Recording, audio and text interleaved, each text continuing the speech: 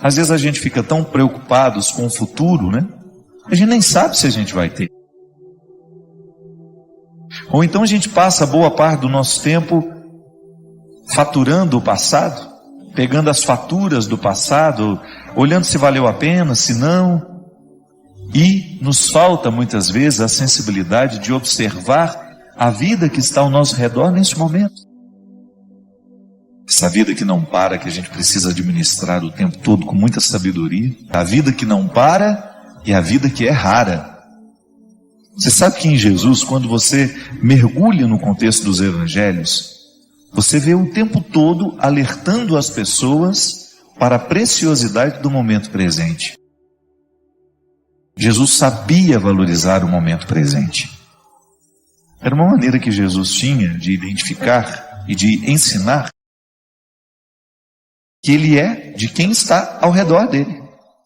O pai, o irmão, a mãe é de quem está próximo, é de quem estabelece aquele momento com Ele.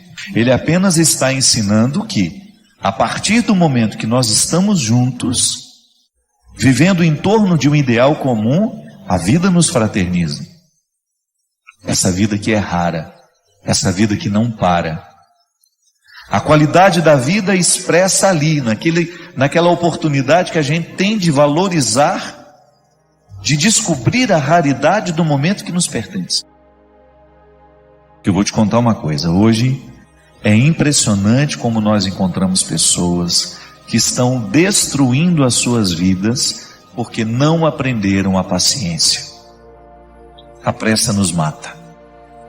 Você que está me ouvindo, eu tenho certeza que você sofre na sua carne as consequências da sua ansiedade. A ansiedade te adoece. A falta de paciência prejudica o seu relacionamento com os outros. Nós estamos agitados demais. Nós estamos vivendo para fora demais. Nós temos compromisso demais, quietude de menos. Tudo hoje nos convida a ir com muita pressa. O mundo hoje é apressado. E se a gente não cuida, a gente entra nesse ritmo acelerado que nos impede muitas vezes de perceber a própria vida. Muitas vezes nós não apreciamos a viagem, ou porque estamos ocupados com tantas coisas, ou que até queremos dormir um pouco, não é nenhum problema. E é interessante porque às vezes, quando nós pegamos a estrada, a nossa ansiedade é chegar. Por isso que às vezes a gente acelera tanto, a gente anda até acima da velocidade permitida, colocando em risco a nossa vida, em risco a vida do outro, porque nos falta a percepção de que na viagem o importante é o ir. A graça não está no destino final, mas está em cada passo, em cada etapa desse deslocamento que nos leva até aquele lugar. Para isso a gente precisa ter paciência. Talvez seja a virtude mais necessária para os dias de hoje, a gente ter paciência.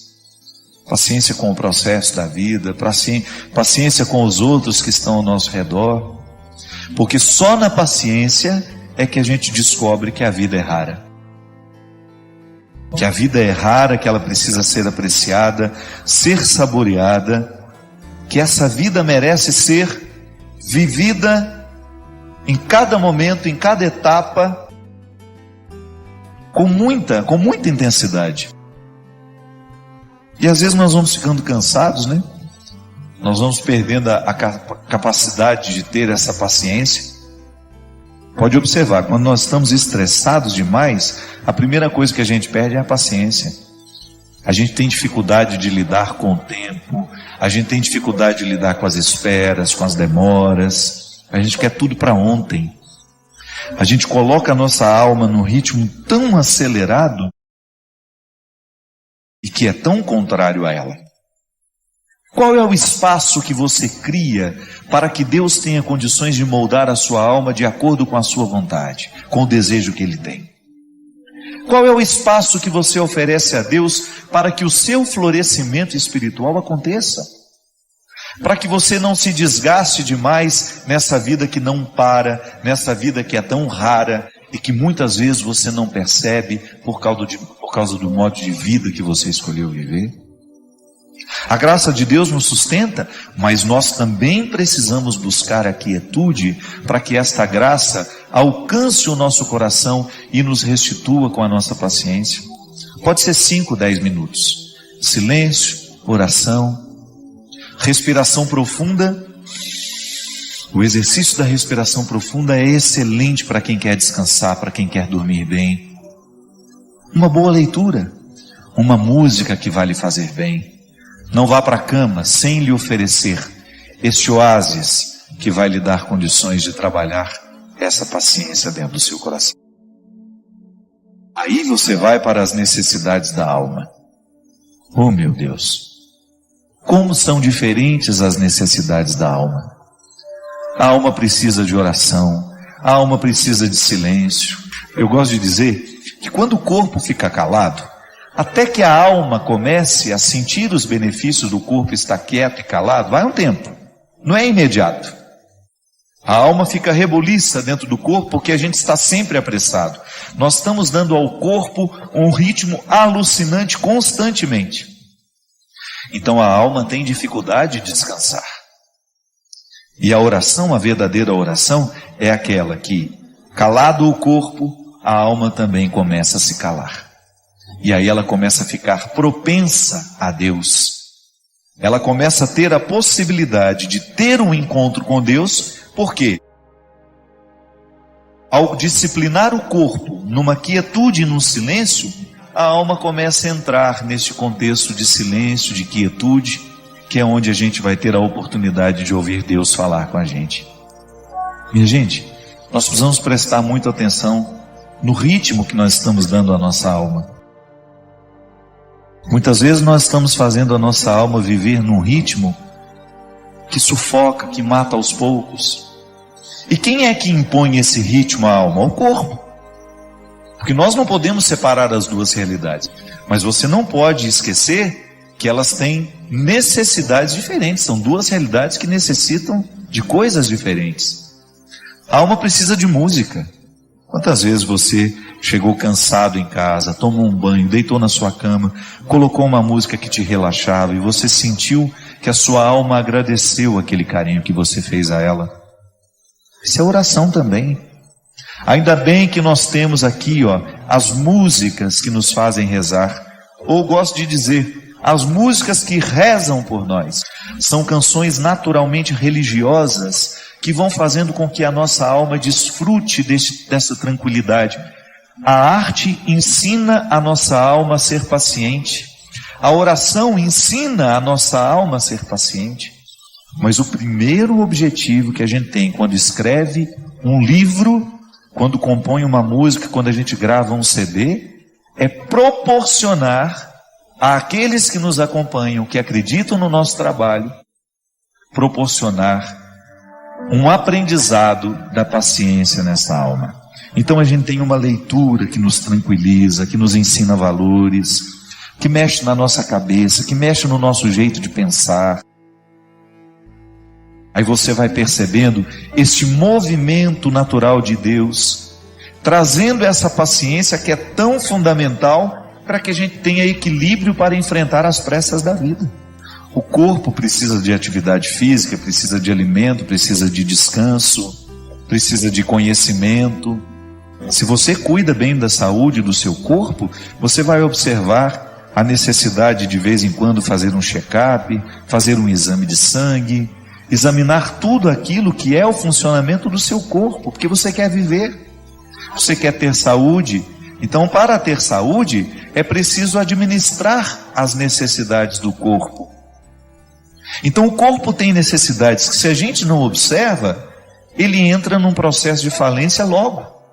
Aí aquela vida bonita que você poderia desfrutar, você não desfruta porque você foi negligente com as necessidades do seu corpo. Você sabe que eu, na minha vida, como eu sou uma pessoa que tenho uma vida muito pública, eu estou o tempo todo encontrando muita gente, eu trabalho muito, eu tenho muitos eventos, eu viajo toda hora, eu encontro muita gente. Eu assumi uma regra para mim. Quando eu chego na minha casa, ali é o meu claustro. Às vezes não aceito convite nem para atravessar a rua para almoçar na casa da minha vizinha. Porque eu sei que a minha alma precisa dessa quietude. Eu preciso do meu silêncio. E eu só saio quando eu realmente tenho de sair. Porque eu descobri que para eu dar conta de viver essa vida muito pública, eu preciso ter bastidores. Eu preciso ter o meu espaço de vida consagrada ao silêncio, à quietude, à oração. Porque nessa correria nem sempre eu consigo. Mas você já imaginou se eu chegasse na minha casa e impusesse a mim uma rotina de vida social que me retirasse para jantar, para isso, para aquilo, para uma festa? Não aguentaria a vida que eu tenho. E como eu privilegio a minha vida de missão, porque eu sou um missionário, eu escolhi ser missionário. Ninguém me obrigou a ter essa vida. Às vezes eu tenho tanta gente para atender, tanta gente querendo conversar comigo, que quando eu subo no palco, me restam 2, 3 minutos ali só para me concentrar, para entrar ali no palco e dar tudo de mim. Mas quando eu chego em casa, eu preciso me dar o direito de viver esses bastidores, de viver esse silêncio, essa quietude, de desligar um pouco meu telefone, de esquecer que ele existe, de estar um pouco mais diante de Deus, para que Ele me preencha, para que depois, quando eu voltar para a estrada, eu continue tendo o que oferecer ao outro. Olha aqui, você tem uma vida diferente da minha, mas não se engane, você também tem a mesma necessidade que eu tenho de ter bastidores. Sua vida te exige. Você tem uma vida social que te joga para fora o tempo todo. Você trabalha muito, você encontra muita gente. E qual é o espaço que você cria para criar dentro do seu coração esse espaço de paciência que só Deus pode nos dar? Deus não pode fazer nada com as nossas obras se antes Ele não possuir o nosso coração. É disso que eu estou falando. Quando nós oferecemos a Deus o nosso serviço e esquecemos de oferecer a Ele o coração, que é a metáfora de todos os meus bastidores, Deus não poderá restituir aquilo que eu ofereço ao outro através do meu trabalho. E em pouco tempo eu estarei oferecendo a mim. E oferecer a mim, somente a mim, vai me desgastar demais. Eu vou ficar cansado, eu vou perder a paciência, eu vou ficar estressado, eu vou ficar bruto com as pessoas e eu vou esquecer a delicadeza.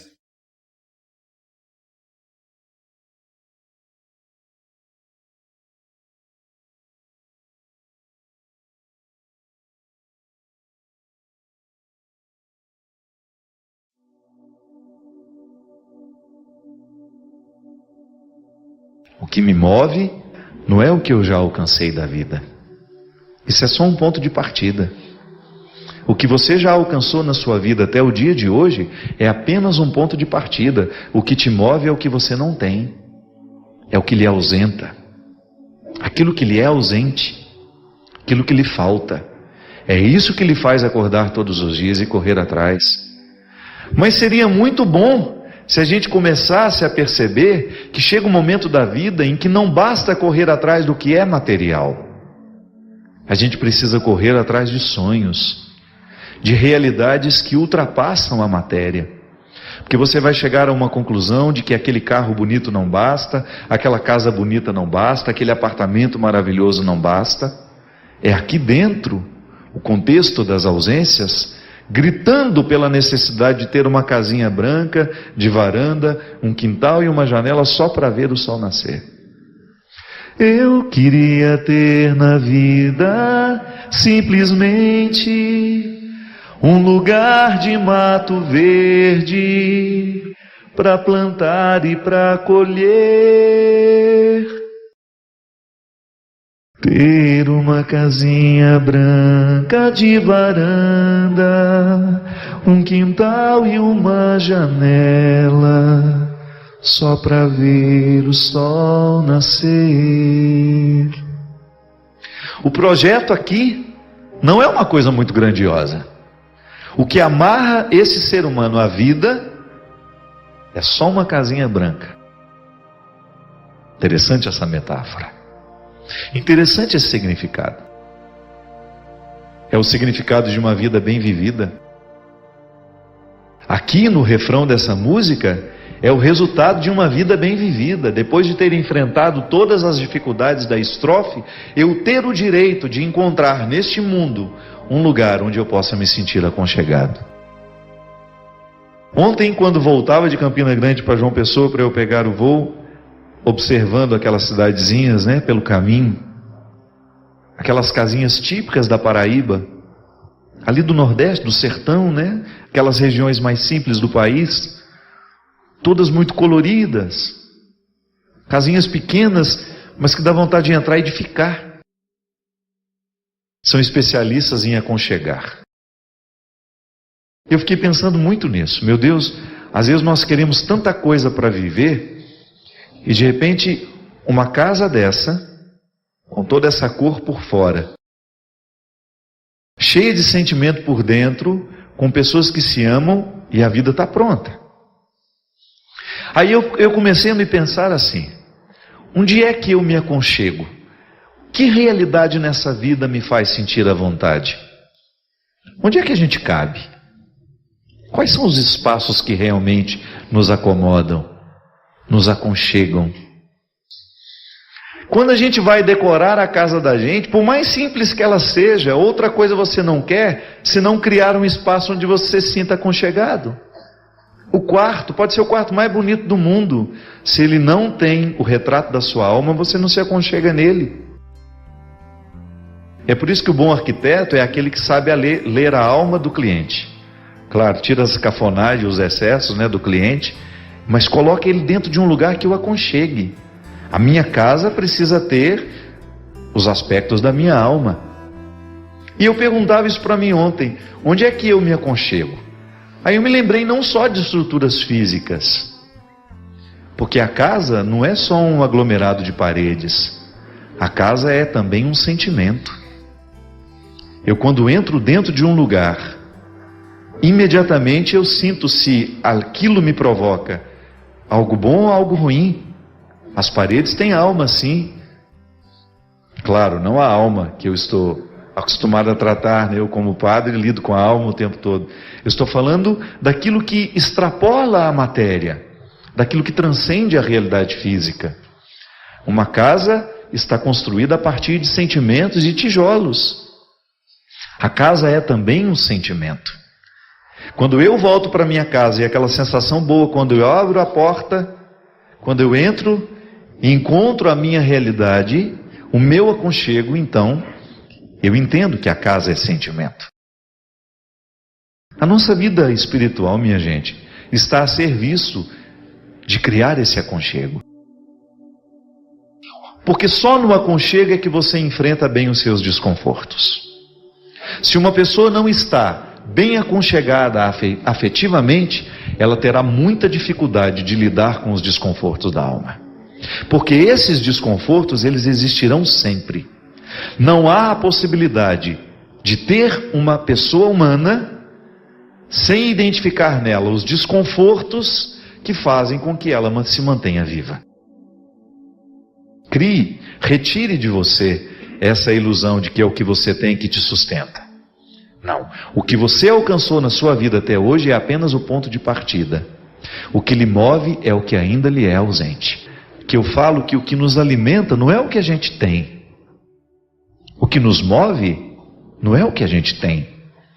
Porque o que leva um ser humano adiante é o desejo. Desejo no sentido mais profundo.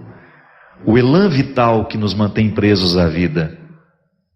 Aquele significado sem o qual a gente não consegue levantar de manhã para trabalhar. Todos nós temos este elan vital.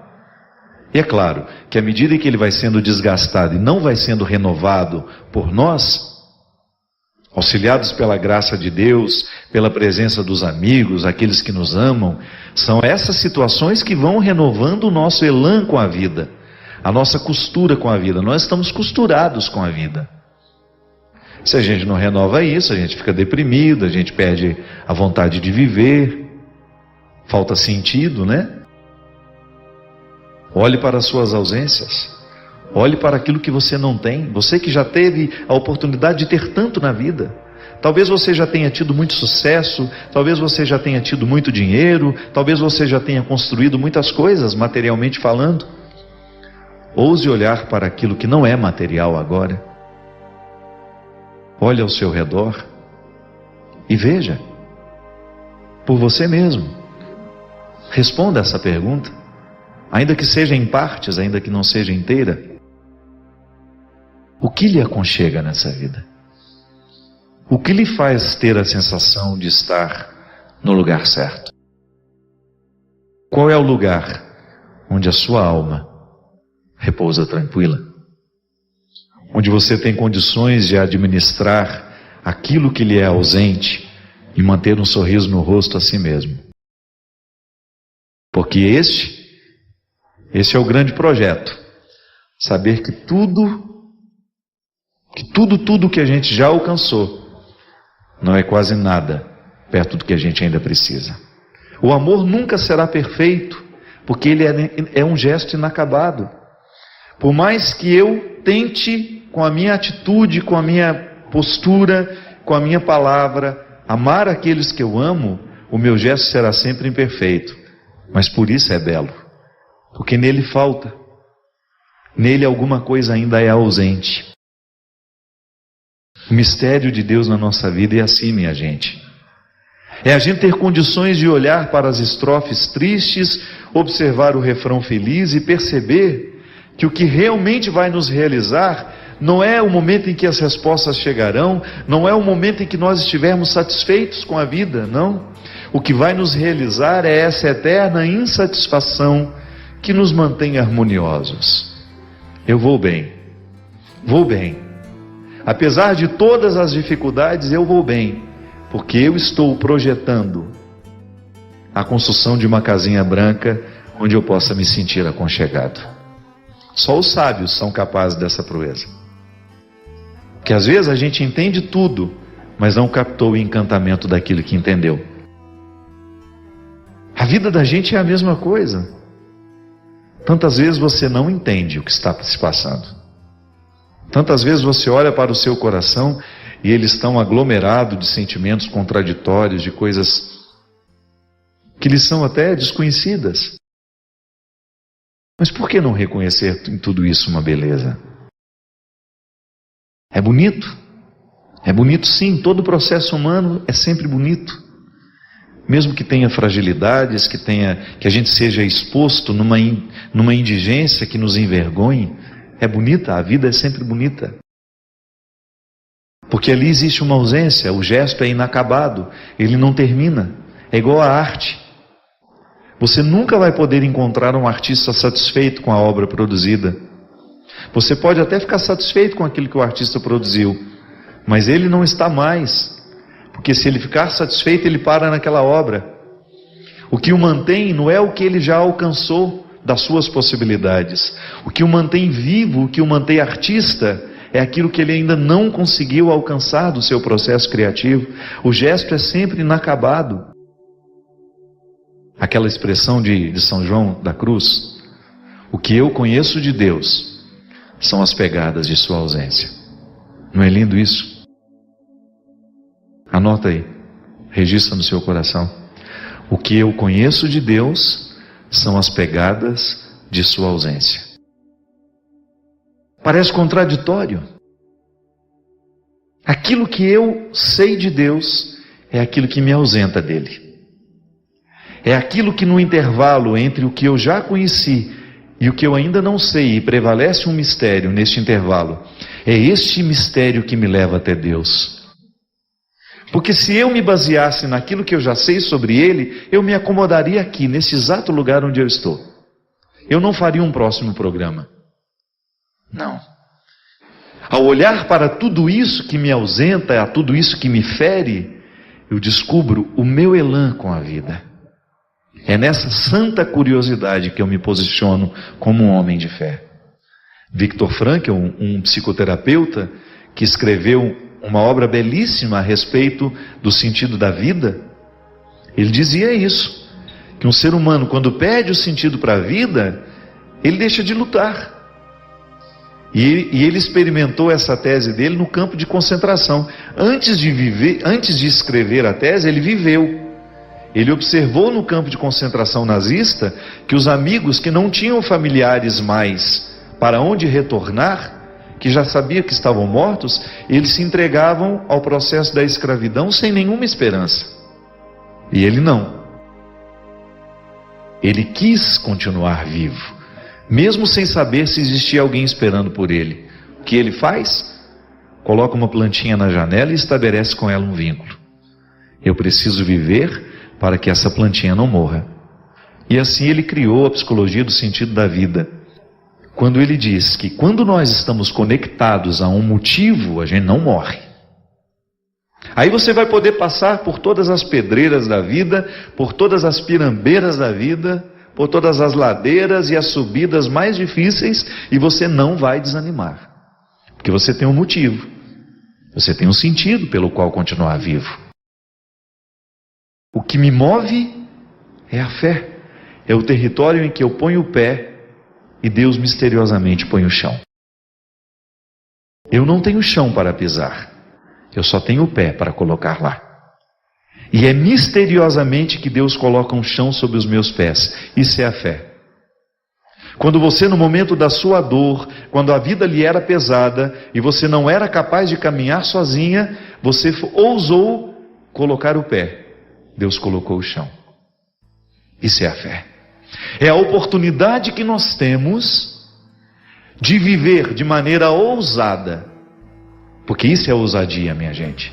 E nem é uma ousadia religiosa, viu? Isso é uma ousadia humana.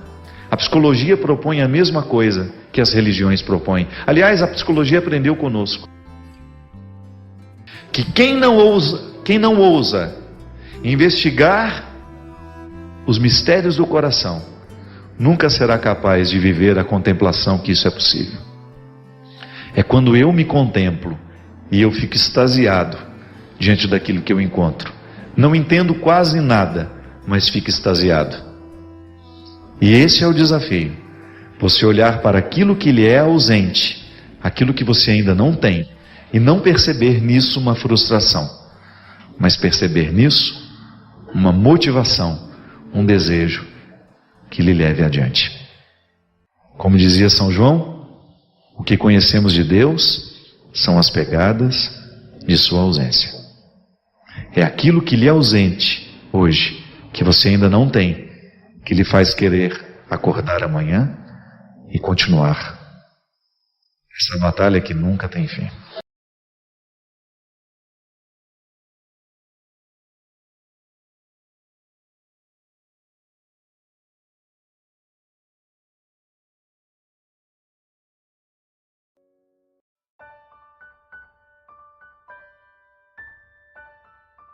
Padre Fábio, eu gostaria muito da sua ajuda. Tenho me sentido muito angustiado, triste, sinto muitas forças negativas ao meu redor. Tornei-me uma pessoa amarga, estou incapaz de perdoar aqueles que me ofendem, e estou ficando desconfiada de tudo e de todos. Sem a mínima vontade de sair de casa, quando saio, eu não consigo nem olhar para as pessoas. Fico desconfiada e com medo. Enfim, isolei-me do mundo. Estou sem amigos, estou sem ninguém ao meu lado, Padre. Como fazer, como sair dessa situação de isolamento? Minha filha, primeira coisa, a gente precisa identificar que esses isolamentos, essa tendência ao isolamento, pode ser um sintoma de depressão, né? Eu gosto sempre de diferenciar. Não é toda tristeza que é depressão. Tem muita tristeza que a gente vai enfrentar, vai passar, por exemplo, como essas pessoas que estão vivendo esse momento tão trágico lá em Santa Maria. É uma tristeza terrível, que se não for bem cuidada, se não for bem administrada, pode virar uma depressão. A gente sabe que o isolamento é uma característica da depressão. Então seria interessante você, no primeiro momento, faça esse esforço de sair de si, de buscar pessoas que possam agregar, né? Que possam lhe fazer bem, e eu acredito que você tem. Se você se isolou, é bem provável que você tenha deixado muita gente boa de lado. Então seja capaz de analisar o que você deixou para trás? Quem são essas pessoas que de repente você isolou e que você não tem permitido que elas façam parte da sua vida? Porque isso é sintomático. Quanto mais a gente se isola, maior é a dificuldade que a gente tem de voltar ao convívio. Então, de repente, se você dá um passo atrás e tenta retomar esses relacionamentos que podem lhe fazer quebrar o poder desse isolamento, você já está se ajudando. Ah, padre, não estou conseguindo, estou tentando e não consigo. Então está na hora de você, de repente, procurar um bom profissional, um bom psicólogo. Quem sabe você investigar um pouco isso, né? Um médico, quem sabe, fazer uma consulta. Mas, pelo amor de Deus, não comece já tomando logo aqueles remédios todos que eles mandam. Seja capaz de fazer primeiro uma mudança de vida, um esforço pessoal, de mudar a sua rotina, de mudar a sua estrutura de vida. Traga coisas boas para a sua rotina, né? Elimine aquilo que você sabe que provoca o seu isolamento. Abra o seu coração para encontrar um pouco mais as pessoas e ler um bom livro, assistir a um bom filme, estar com pessoas que precisam de você. Uma boa maneira de quebrar o isolamento, minha gente, é você andar na direção de pessoas que precisam de você. E como tem pessoas necessitadas hoje. Em Santa Maria mesmo. O tempo todo nós ouvimos, né? Os profissionais lá apavorados pedindo, psicólogos, médicos, venham nos ajudar. Eu, com toda sinceridade, o meu desejo era ir para lá. O que eu posso fazer lá? Não sei, mas de repente estar lá. Acompanhar, encontrar aquelas pessoas, estar com elas, ainda que eu não falasse nada. Quando a gente sai, quando a gente esquece um pouco a nossa dor, quando a gente põe o nosso sofrimento no bolso e vai ajudar o outro que sofre, é como se o sofrimento que está no nosso bolso diminuísse o peso. Às vezes a gente acha que tem problema, né? Mas quando a gente entra num asilo, no hospital de câncer, aí você vai ver que você não tem problema. Você tem uma ou outra picuinha que te incomoda. E que porque você não viu que você pode ajudar, ou tem gente que sofre coisas muito piores, você acaba acreditando que a sua picuinha é o pior problema do mundo. A gente quebra o isolamento e a gente quebra o poder nocivo do isolamento quando nós saímos e vamos na direção de quem precisa de nós. Faça isso, minha filha. Comece quebrando o seu isolamento, indo na direção de pessoas que precisam do seu afeto ou que possam receber o seu carinho, o seu amor. Você pode ter certeza que aos poucos, enquanto você dá ao outro carinho, amor, afeto, você vai restituindo tudo aquilo que foi perdido ao longo do caminho. Porque isso é uma regra de ouro, viu? Quanto mais nós oferecemos ao outro, mais nós recebemos aquilo que estamos oferecendo. Quanto mais eu amo, mais eu recebo amor. Quanto mais eu me ofereço, quanto mais eu me dou, maior é a minha capacidade de receber também, e isso não termina. É um movimento sempre positivo que nos engrandece. Ela diz: Padre Fábio, o senhor sempre fala e também vi em passagens na Bíblia que devemos combater o bom combate. Desculpe minha ignorância, mas o que seria este bom combate? Seria o que vale a pena ser combatido? E o que seria o mau combate? Bem, o bom combate, Sandra, é tudo aquilo que está diretamente ligado ao esforço que eu preciso fazer para que o bem prevaleça. Nós já falamos várias vezes sobre isso aqui. O nosso mundo sofre as influências constantes de todo o poder diabólico que está. Então eu preciso combater tudo isso. Eu preciso combater os vícios, eu preciso combater a mentira, eu preciso combater a injustiça. Aí você vai aí para sua casa, você sabe muito bem quais são os bons combates que você precisa fazer e estabelecer todos os dias para que você continue crescendo como pessoa. É uma luta todos os dias. Você que agora me assiste, você está ouvindo eu falar de bons combates. É claro que você tem diante de você inúmeras realidades que estão estragando a sua casa, estragando você, estragando às vezes o nosso ambiente de trabalho, está minando, produzindo coisas ruins dentro de nós, produzindo a raiva às vezes. O que você precisa fazer? Combater. Você precisa armar-se de coisas boas para poder vencer o que é ruim. É assim, minha gente. Não tem outro jeito. A nossa mente vai ser ocupada por um único pensamento. Se você escolhe colocar um pensamento ruim, você não estará combatendo o bom combate, porque você vai dar espaço ao lugar onde o mal cresce, que é a sua mente, para que ele cresça ainda mais. Você vai hospedar a maldade. Nós não podemos hospedar a maldade na nossa mente, no nosso coração. Nós não podemos hospedar aquilo que é ruim, porque senão ele ganha lugar, ele cresce dentro de nós. Combater o bom combate é você expulsar o tempo todo aquilo que prejudica, aquilo que faz mal, aquilo que causa intriga, aquilo que entristece, aquilo que machuca, aquilo que adoece. São muitas as realidades que geram a maldade no mundo. Nós corroboramos, isso é, nós ajudamos a manter. Agora, quando eu tenho consciência de que eu preciso combater o bom combate, eu vou tomar parte nessa luta fazendo aquilo que eu posso. Então uma fofoca chega até mim, eu não faço ela ir adiante. Eu percebo que tem um colega meu de trabalho que está sendo ridicularizado o tempo todo. Eu não vou ridicularizá-lo. Ao contrário, eu vou me aproximar, eu vou ser amigo. Sei que alguém está sendo prejudicado, eu não vou deixar, eu não vou permitir. Eu vou fazer de tudo para que aquela injustiça deixe de acontecer. Eu vou lutar para que prevaleça o que é bom na vida. E isso é ser cristão. Se o bom combate eu não combater, minha coroa não conquistarei. Se minha carreira eu não completar, de que vale a minha fé tanto guardar? Olha que lindo isso, o compositor soube dizer de maneira brilhante. A recompensa expressa nessa coroa que eu estou dizendo que eu não sou digno de colocar sobre a minha cabeça, se eu não lutar. E se eu não luto todos os dias para que prevaleça o que é bom na vida, não vale eu guardar essa fé. Para que vale guardar uma fé dentro do meu coração se essa fé não se transforma em ações? Se ela não se concretiza em atitudes concretas de solidariedade, de justiça, de amor, aí não vale nada. Essa fé que não se transforma em obras, leia lá a carta de São Tiago, você vai ver o contexto dessa reflexão.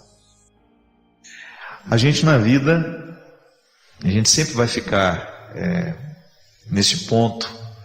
E também isso é questão de maturidade. A gente ser capaz de assumir um papel ou ser capaz de tomar uma decisão que nos favoreça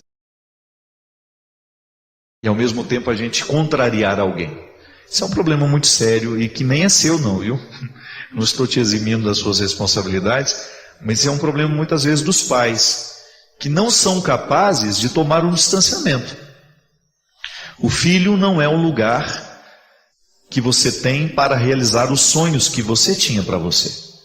Quantas vezes nós encontramos pessoas infelizes porque elas não estavam verdadeiramente fortalecidas para tomarem as suas decisões e acabaram fazendo o que os pais queriam. Às vezes você encontra uma pessoa que ficou 50, 60 anos em torno das necessidades do pai e da mãe e não conseguiu assumir a autoria da própria vida. E a gente sabe que amor de pai e amor de mãe, ele é muito saudável, mas tem que ter a medida certa, né? Chega um momento da vida em que o filho tem que estar bem fortalecido para tomar as suas decisões e fazer as suas escolhas, e aos pais compete, no momento certo, ajudar a encaminhar para que aquela decisão seja madura, mas não decidir pela criança ou decidir pelo jovem, né? A gente sabe que é uma preocupação. Eu vejo em muitas famílias o desejo que o pai tem que o filho entre no curso certo, e às vezes, porque esses meninos começam a estudar muito cedo, então com 15, 16 anos eles já estão precisando decidir qual será o futuro profissional. Já está na hora de entrar na faculdade aos 17, 18 anos, e realmente nem sempre o jovem com 16, 17 anos tem condições já de escolher a profissão e estar tranquilo com a decisão que tomou. Mas o que a gente precisa fazer é facilitar para que essa escolha seja um pouco mais amadurecida, né? Para isso os colégios ajudam a fazer um desenvolvimento vocacional. para que aquele menino tenha... Isso é engraçado, né? Desde pequeno a gente já tem aquela identificação. Há os que se identificam com as ciências exatas, há os que se identificam com as ciências biológicas, há os que se identificam com as ciências humanas. Desde pequeno, não é, diretora? Você que está aqui, tem uma diretora conosco aqui hoje, que trabalha com o processo educacional o tempo todo, sabe muito bem disso. Que quando você vê a criança, você já consegue descobrir quais são as principais aptidões. E fica mais fácil de depois você ajudar aquela criança e aquele jovem, aquele adolescente, a encaminhar-se para um curso que realmente vá ajudá-lo a se realizar como pessoa. Mas uma coisa é ajudar, outra coisa é a gente decidir pelo outro. Então, Thales, se você tem o desejo de experimentar um seminário ou de aproximar-se um pouco mais da vocação religiosa ou só da vocação sacerdotal, você tem que ser livre para isso e a sua família saberá entender que a escolha é sua e que você que é o protagonista de tudo isso, né? Seu pai e sua mãe, no momento que você vai escolher o seu papel, eles são apenas coadjuvantes. E isso é muito sábio da parte dos pais, que são capazes de amar com essa liberdade. Que às vezes em nome do amor nós escravizamos, em nome do amor nós amarramos o outro em nós. Quantas vezes o filho gostaria de ter ido fazer um curso fora, gostaria de ter estudado numa outra cidade, e não foi porque as amarras afetivas familiares sufocaram o desejo. Então o amar também consiste em você abrir a porta e permitir que o outro vá. Claro, com toda a segurança, com tudo aquilo que você pode fazer para que o outro esteja bem cuidado onde ele vai. E lembrando que um pouco de sacrifício faz bem a todo mundo, né? Ah, mas meu filho lá não vai ter a vida que tem aqui, padre. Por isso que eu falei tanto para ele ficar. Mas às vezes é justamente tendo uma vida um pouco mais difícil, sem as facilidades que ele tem em casa, é que ele amadurece. Às vezes o cuidado excessivo faz com que a gente fique imaturo durante muito tempo. Eu saí de casa aos 16 anos. E confesso para você, em casa, claro, minha vida nunca foi muito fácil. Minha vida nunca foi fácil. Então, eu não posso dizer assim que em algum momento da minha história eu fiquei na moleza. Não. Em casa as coisas já eram difíceis. No seminário a vida também não é fácil. Tem que se levanta muito cedo, tem muita atividade o dia inteiro, trabalha-se muito. Isso é muito saudável para a gente. Acho que o processo da maturidade passa pelo sacrifício, pelas renúncias que nós vamos fazendo na vida. A pessoa quer ser médica, mas ela precisa passar pelos 8 anos da medicina, e só quem passa sabe. Você que me assiste agora, né? Acabou de chegar da faculdade, às vezes passou um dia inteiro trabalhando, não teve tempo para quase nada, mas está aí, com seu dever cumprido, e vai dormir com essa satisfação de que o esforço de hoje está valendo a pena. Porque o hoje é o lugar da construção do futuro. Então, se hoje eu sou capaz de me sacrificar pelas coisas certas, certamente as alegrias do futuro serão mais duradouras.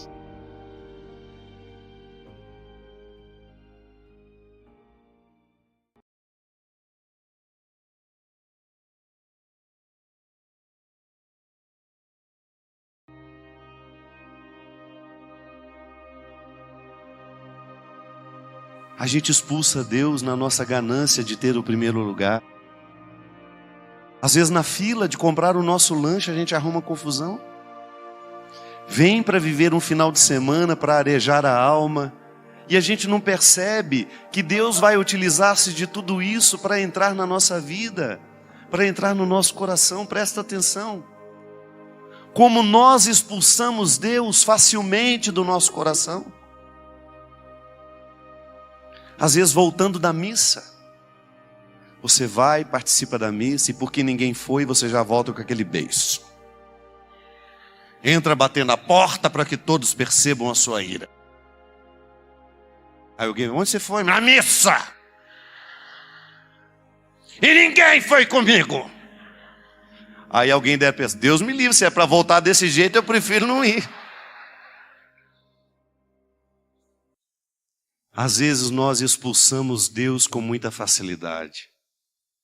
Um pouquinho de arrogância no nosso olhar. Você olha para o outro que é mais simples que você. Você olha para o outro que não tem a mesma roupa bonita que você. Você olha para o outro e ele não tem o mesmo aspecto de santinho que você. Ou porque ele tem uma tatuagem no braço, ou porque ele tem um brinco na orelha. Ou porque ele é meio esquisito. E a gente já faz o nosso julgamento horroroso, achando que aquela pessoa é um lixo, um trapo, que nem merece estar entre nós. Já expulsamos Deus. Não criamos a ambiência para a nossa conversão. E olha que nós somos gruta, escura. Que Deus continua escolhendo para nascer em nós. E nós varremos o menino Jesus para fora. Na ânsia de sermos católicos e cristãos, nós expulsamos a origem da nossa fé. Ou pela nossa arrogância, pela nossa prepotência, pelo nosso mau humor. A ambiência do nosso cristianismo. Isso é muito honesto. Sabe, minha gente, eu não acredito mais na possibilidade de um cristianismo que não passe pelo crivo do meu dia a dia. Eu quero ser cristão, mas eu não abro mão de ser uma pessoa insuportável. Eu sou insuportável com quem trabalha comigo, eu sou insuportável com as pessoas que participam do meu dia a dia. Eu sou insuportável com os meus filhos, sou insuportável com meu marido, com minha esposa e quero ser cristão. Eu não quero o esforço diário que vai me humanizando, que vai me dando condições de enxergar a ambiência que eu preciso criar para que Jesus não seja expulso de mim. Porque não é Deus que quer ir embora. Somos nós que muitas vezes, com o nosso comportamento, com o nosso jeito de ser, a gente não cria a ambiência. Tomai e comei, todos vós. Jesus não deixa ninguém de fora do convite. O Natal é a Eucaristia por excelência. É a oportunidade que a gente tem de receber a carne de Deus na nossa carne humana. É por isso que nós não podemos perder o significado dessa noite. E é por isso que o presente mais bonito que nós podemos oferecer aos outros é o Cristo que vive em nós. Olha, se você quiser presentear de maneira cristã alguém, ofereça a ela uma mudança no seu comportamento. Você já imaginou que maravilha dentro das nossas casas, se esse fosse o principal presente? Se você olhasse nos olhos do seu filho, do seu marido, da sua esposa, do seu irmão, e você se comprometesse com ele, de não expulsar Deus da sua casa a partir das suas atitudes. E quando eu falo expulsar Deus, minha gente, é a gente cuidar para que nós não sejamos um território de ódio, de ressentimentos, de mágoas e de solidão. O Natal é tão triste para muitos de nós, é porque ele não permite disfarce. Não dá para esconder a solidão na noite de Natal. A noite de Natal, ela nos expõe de maneira muito cruel. Você tem que sentar à mesa. E você tem que olhar para frente. E você vai encontrar alguém sentado à frente. Que eu não sei o que significa para você. Na noite de Natal nós sabemos exatamente o que temos e o que não temos. A quem temos, a quem não temos. Quem perdemos, quem ganhamos. E por incrível que pareça, quanto mais cresce a ambiência da vida cristã, mais nós teremos o que celebrar nessa noite feliz. Você sabe por quê? Eu vejo isso o tempo todo. O principal resultado do cristianismo em nós é que nós aprendemos a ser amigos. Eu não tenho uma régua para poder medir o tanto que você é cristão. Mas você pode se medir. Quantos amigos novos chegaram? Quantos vínculos bonitos você estabeleceu a partir do momento que Deus entrou na sua vida. E o Natal foi compreendido de maneira diferente, profunda. Quando você deixou de ser um cristão de conversa fiada. Quando você identificou que há uma oportunidade feliz de levar na carne da sua história a oportunidade de permitir que Deus haja em você e através de você. Porque olha, minha gente, nada pode nos realizar mais. Eu e Rodrigo estamos passando pelo Brasil afora, fazendo o lançamento da minha biografia. E a coisa que mais me deixa feliz na vida é quando eu escuto assim, naqueles rápidos momentos em que a pessoa passa, fala: ô Padre Fábio, obrigado pelo programa Direção Espiritual. O senhor não faz ideia como ele mudou minha vida. E vai embora. Por que o programa muda? Por que essa equipe aqui, esse meu grande companheiro que já está comigo há mais de 10 anos, essas meninas que nos dirigem, esses cinegrafistas que estão há tantos anos com a gente. Nós estamos aqui, não temos a menor ideia do que Deus está fazendo através de nós na vida dos que nos assistem. Ô minha gente, mas saber que uma pessoa desistiu de se matar, saber que Deus entrou no coração de uma mãe que estava na solidão de ter perdido um filho, assassinado, morto pelo câncer, ou então que o programa aliviou a vida de alguém que sofria de uma dor que a gente nem sabia. Ou então pelo simples fato da gente ter ficado amigo.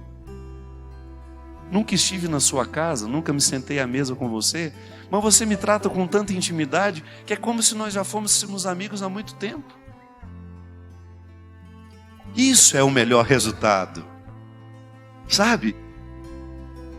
Perceber que Deus tornou a vida de uma pessoa melhor por causa da vida que você vive, por causa da escolha que você fez.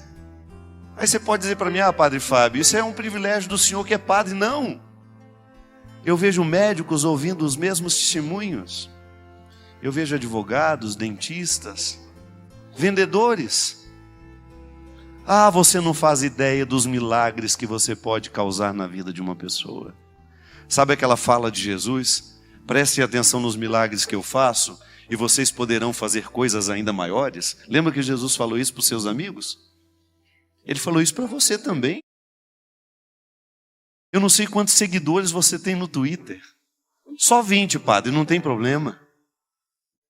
O que você escreve ali pode repercutir na vida de 20 pessoas. Isso é muito, gente. A palavra que você escolhe escrever ali poderá repercutir na vida de 20 pessoas. Ah, mas no Facebook eu tenho 5.000 amigos. Pois é. O que você escreve, o que você escolhe postar ali, o que você escolhe reproduzir, pense nisso. Expõe o seu cristianismo. Expõe o seu desejo de tornar-se um sinalzinho de luz no meio de tantas trevas. De tanta gente falando mal, de tanta gente provocando o mal através da palavra que escreve, de tanta gente fomentando a maldade, a fofoca, de tanta gente fazendo mal ao mundo, porque resolveu expulsar Deus daquele post que fez, porque não optou pelo Natal. O que é o Natal? Crescer, cuidar. Eu tenho a oportunidade diária de criar a ambiência do meu cristianismo e do outro, porque é assim que acontece. Volta ao início desse programa. Nós jamais poderemos ser cristãos sozinhos. Eu não tenho como largar você para trás mais. Como dizia o poeta Drummond de Andrade, não nos afastemos muito. Vamos de mãos dadas. Vamos iluminar esse mundo com as nossas convicções. Vamos tornar o mundo mais belo a partir dos nossos posts, das nossas palavras, das nossas atitudes. Vamos dizer a Deus que em nós ele tem a oportunidade de encarnar-se. Eu quero ser a carne por onde Deus anda. Eu quero ter a oportunidade de fazer o mesmo que Jesus fez. Olhar para o lado e perceber os que estão precisando de mim. Ainda que eles sejam estranhos, esquisitos. Ainda que eu não saiba muito bem o que eu posso fazer. Mas eu não quero negar a oportunidade de criar a ambiência cristã que você precisa para viver a sua vida. Seja distante ou seja perto. Com aqueles que trabalham comigo, eles são responsáveis pela minha ambiência cristã. Eu sou responsável pela deles. Nós deveríamos ser os sentinelas uns dos outros, de criar as condições para que Deus não seja expulso da nossa vida, através das nossas atitudes. Toda vez que eu sentir que o ódio está prevalecendo, eu quero ir lá intervir. Pode ser diferente, sem arrogâncias. Sem arrogâncias. A oportunidade de entrar na vida do outro e dizer: coragem. Quando a solidão, quando o meu passado não passa, eu ter a oportunidade de receber esse apoio e de fazer o mesmo pelo outro.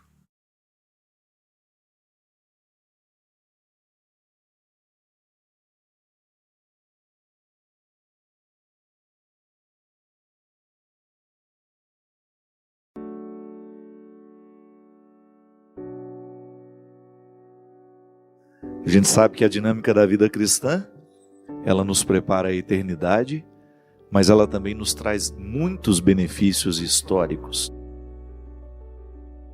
Sim, a gente não vive a nossa fé somente pensando na eternidade. Seria uma alienação, né? Todas as esperanças que nós alimentamos pela força da nossa fé é para nos ajudar a conquistar a qualidade da vida aqui também. Eu não posso acreditar num discurso religioso que me retire da possibilidade de desfrutar uma vida feliz aqui na Terra. Mesmo porque a eternidade, ela não pode ser mensurada, ela não pode ser comparada a absolutamente nada. Eu tenho que fazer todo o meu empenho aqui para ser uma pessoa boa. E naturalmente, isso repercute na eternidade. É tão interessante a gente identificar, desde os primórdios do cristianismo, os primeiros movimentos dos homens e mulheres que compreenderam essa amarra do tempo presente com o tempo futuro. Quando falo tempo futuro, daquilo que será depois que nós morrermos. E cada um pode pensar como quiser. Nós temos o referencial da teologia que nos ajuda a pensar a eternidade, mas é claro que sempre haverá uma percepção particular daquilo que eu considero como feliz, bonito e eterno. O que é bonito para mim pode não ser para você. O que pode ser satisfação para mim pode não ser para você. O céu, né? Nós temos o direito de imaginar esse céu de acordo com os nossos gostos.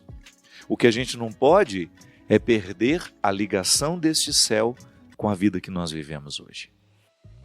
Não posso me desprender da necessidade de trabalhar o meu dia a dia com o mesmo empenho com que um atleta prepara a sua qualidade naquilo que vai disputar. A gente acabou de ver as Olimpíadas acontecendo. Uma honra para o nosso Brasil, né? A gente achava que podia dar tudo errado e não.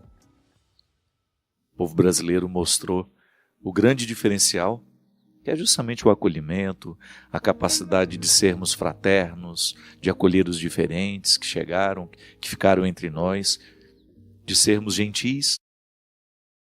Mas o que foi interessante de ser percebido é que a diferença do medalha de ouro para o medalha de prata e para o medalha de bronze eram a distâncias mínimas. Com a diferença do Bolt, né? Que o Bolt a diferença era imensa, né, Cristian? Boa noite, tudo bem? O Bolt chegava hoje, os concorrentes dele chegavam amanhã. Com exceção dessa grande, né, estrela, do mundo do atletismo, que tem uma velocidade fantástica.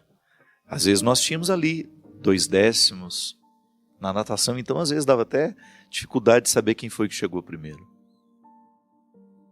Os nossos meninos e meninas da ginástica artística, por décimos nós perdíamos o ouro, a prata ou o bronze. É assim. O empenho de um atleta é muito semelhante ao empenho de um cristão. O atleta precisa viver uma disciplina diariamente. Outro dia, um jogador dos nossos famosos, nós temos muito, estava reivindicando o direito de ser uma pessoa normal, de ter uma vida social. É direito dele.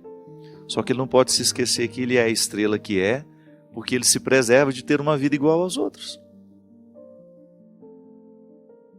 A partir do momento que eu quero viver a minha vida igual aos outros, eu estou abrindo mão da diferença que eu posso ter, da excelência que eu posso chegar, se eu tiver uma disciplina diferente dos outros. Vamos falar logo o nome dele, o Neymar, né? Neymar, que é esse grande atleta. Eu entendo. Neymar vem reivindicando o direito de ser um jovem como os outros. Só que ele é o Neymar, ele não é igual aos outros. Entendo que na juventude dele ele tenha vontade de estar nas festas que os outros estão, só que ele não pode esquecer que ele é o Neymar, e que se ele quiser continuar sendo o Neymar, ele precisa ter um código de conduta diferente dos amigos dele. Faz parte da vida, são as nossas escolhas. Phelps, essa grande estrela da natação, ele sabe a disciplina que ele precisa ter no dia a dia dele para ele continuar sendo o Phelps. Esse rapaz, para ele ter os resultados que ele teve, ele deve ter sacrificado muitas coisas. Ele deve ter deixado de viver muitas coisas que os amigos dele viveu. Não cabe a nós dizer se está certo ou está errado, ou se ele fez a escolha certa ou se ele fez a escolha errada. A vida é dele. O fato é que repercute para o mundo todo os resultados de uma vida de dedicação. Phelps tem o direito de deixar de ser o Phelps? Tem.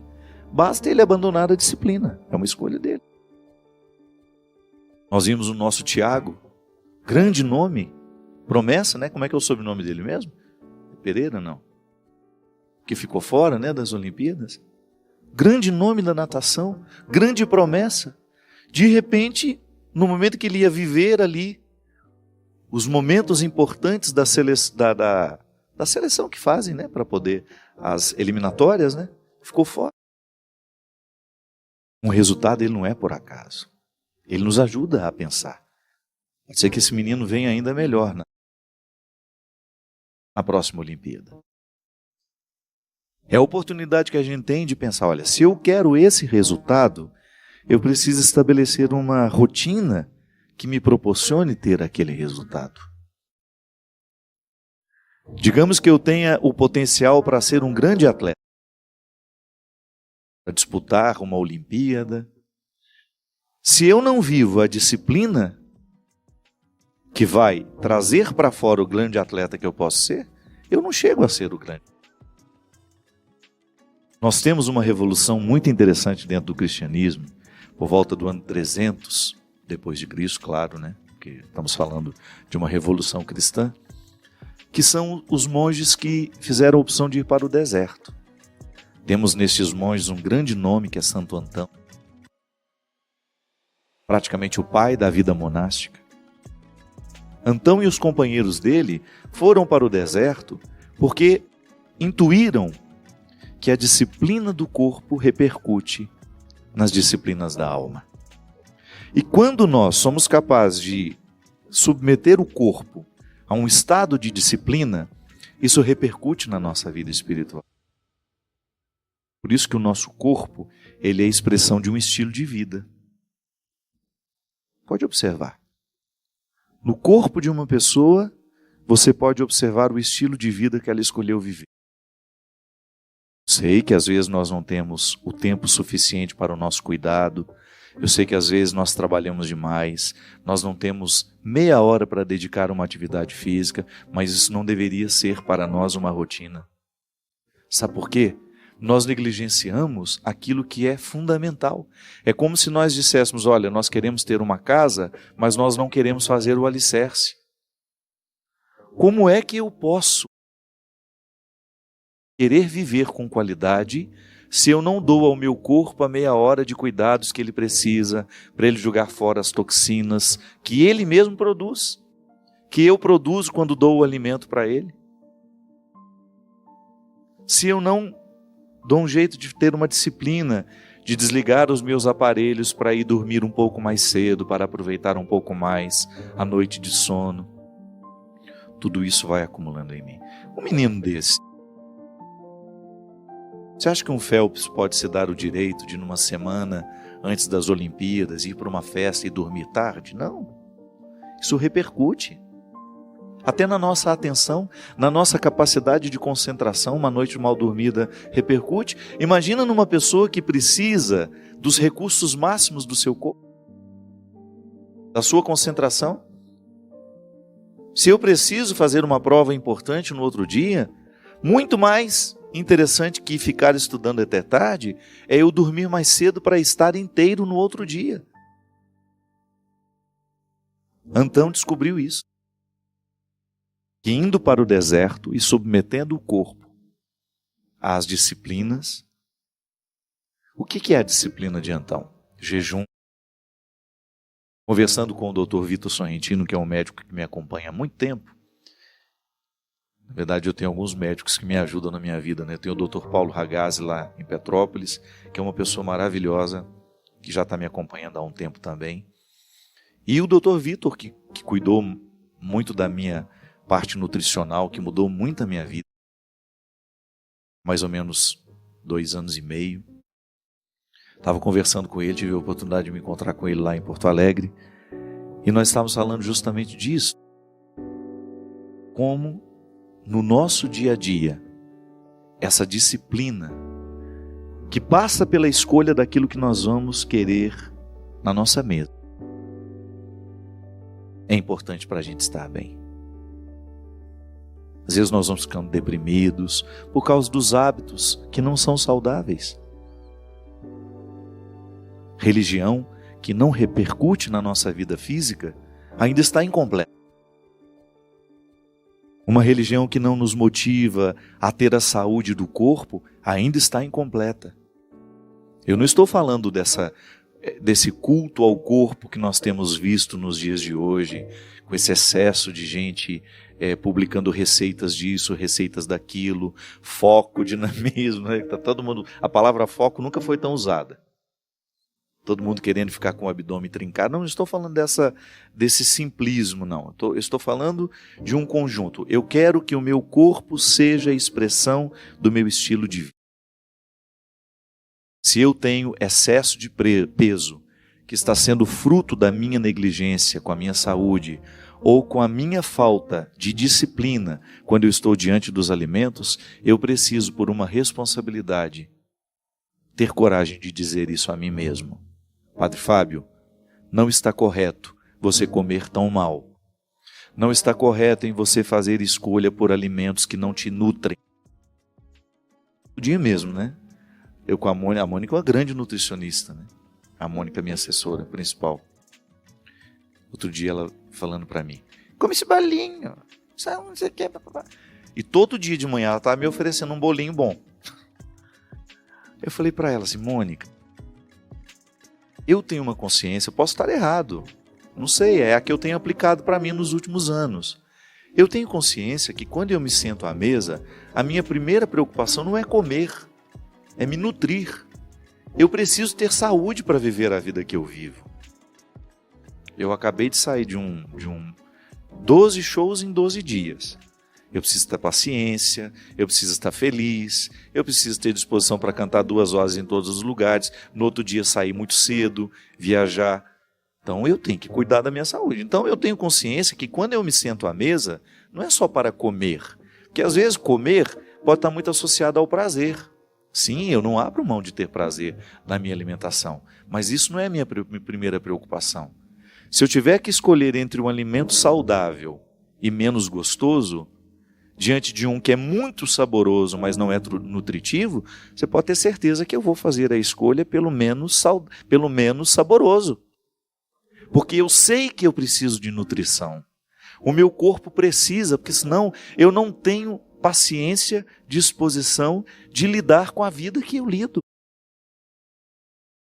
Começar a tratar mal as pessoas, não posso.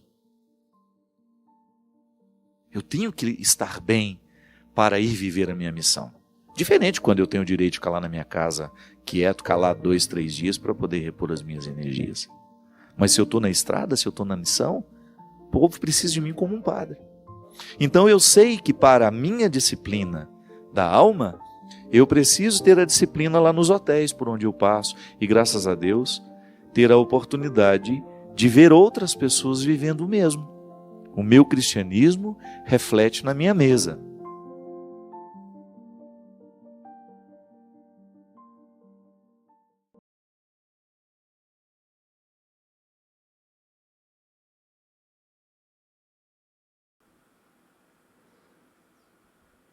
Meu amigo, minha amiga, você acabou de terminar um vídeo inteiro. E isso é algo raro hoje em dia, é algo valioso. Esse tipo de conteúdo não é algo popular. Então, escreve aí de onde você está nos ouvindo e se quiser, continue com a gente. Tem mais conteúdo nos links da descrição e, claro, né? Inscreve-se se quiser fazer parte disso. Valeu? Um grande abraço a todos e até o próximo vídeo. Tchau, tchau.